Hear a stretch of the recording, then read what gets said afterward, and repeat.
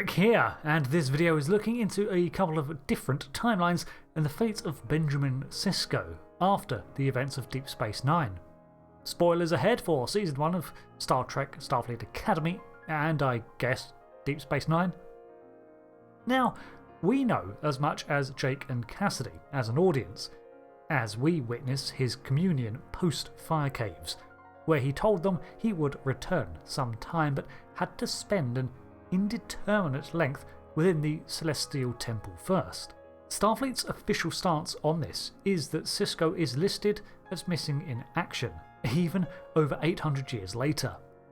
There is a museum to the man on Earth in New Orleans, including the ability for remote viewing through holographic displays. Meanwhile, Bajor believes that Sisko remains in the wormhole with the Prophets and watches over Bajor alongside them.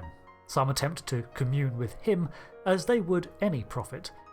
It has also been revealed that over time his image has faded from use in Bajoran scripture, as they believe he has transcended physical form and that it is not his true self anymore.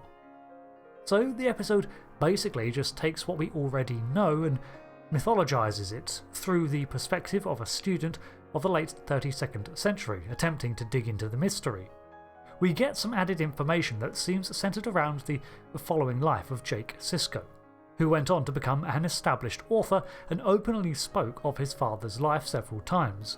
Some of these were on record, and he went to finish writing the book Anslem, or the Bajoran word for father. However, the original version of Anslem was coerced out of him by Onaya, and seems to have been more fictitious than the end result, as it was merely inspired by Jake's experiences despite being very autobiographical. The final product either retains this with a forwards addressing the disappearance of Sisko directly, or has changed to be simply a biography of his father. Either way, when Sam is reading it, she experiences a time stop and meets with Jake Sisko, able to have an entire conversation with him.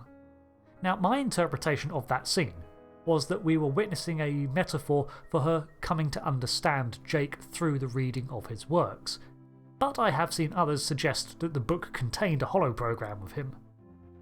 Either way, Jake never published Anslem, but left it in the possession of Dax, who passed it down through their hosts as time went on, and in this tome at least, Jake was resolved in believing his father had never and would never return. Despite this, he had made peace with the Prophets, realising that their creation of his father may have set a destiny out before him, but he had enough free will to do it his way. And the most important aspect was that Jake knew beyond the shadow of a doubt he was loved. This let him lead a fulfilling life of his own, without resenting the wormhole aliens, a sentiment that Benjamin Sisko's disembodied voice reiterates at the end of the episode. Now, Avery Brooks is on record saying that he has retired from acting, so the return of Sisko, unless it was recast, is unlikely in live action. But this pre-recorded voiceover, granted use with his permission, is probably as close as we'll ever get. The Anslem book that we see in the episode is identical to the completed version witnessed in the Law War, or Omega comics, which also featured Sisko after the events of the Fire Caves. This series of comics is not necessarily in contradiction with the shows, but it tries to fit into the year 2378.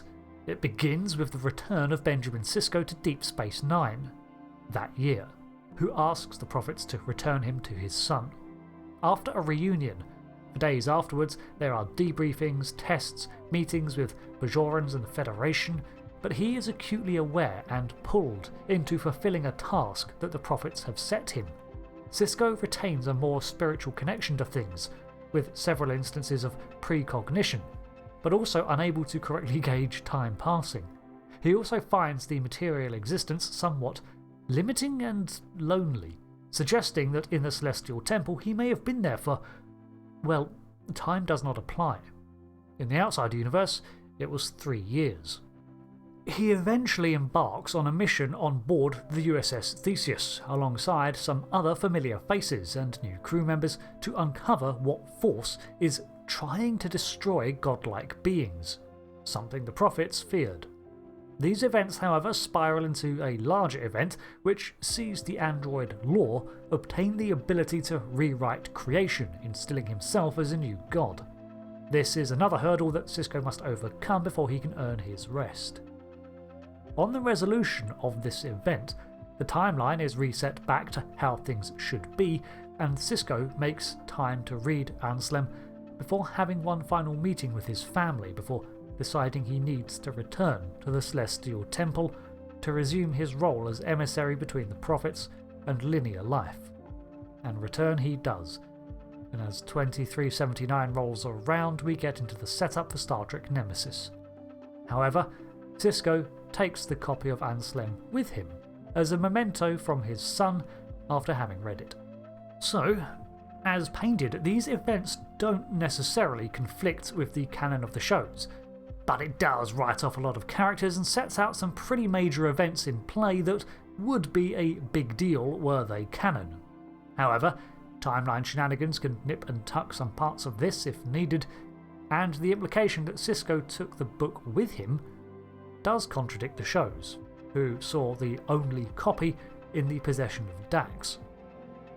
Unless, of course, Benjamin visited once more and returned it to Jake, which could be so. After all, Jake says that he cannot prove it, but he believes his father was always watching over him, and clearly the book was completed in the 3 years before Sisko returned in the Godshock story arc of 2378. So this would have been from a Jake that had yet to experience his father's return, either way.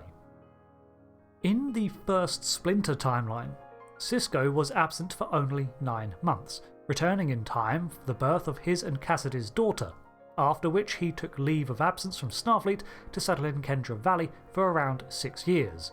Returning to service in 2381, he took part in the struggles against the massive Borg incursion of the Alpha and Beta Quadrants. After losing more ships and a colony he was to defend to the Borg, he again contemplated retirement, but instead chose to distance himself from connections, just as the prophets had warned years ago, so as to better serve Starfleet against this new threat. His relationship with Kasidy almost ends, and has to be rebuilt, but by 2385 he's doing better.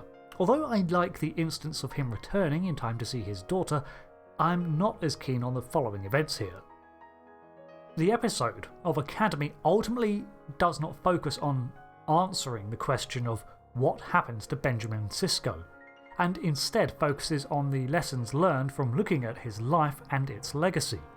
Personally, I would like to believe that Sisko intermittently did return to watch over his family, even if he inevitably had to return to the temple to fulfill his duties to the prophets. So what do I think happened to Sisko? He had a family. Thanks for watching this video, exploring what happened to Benjamin Sisko. What timeline here do you prefer, or is there an alternate outcome you'd rather picture?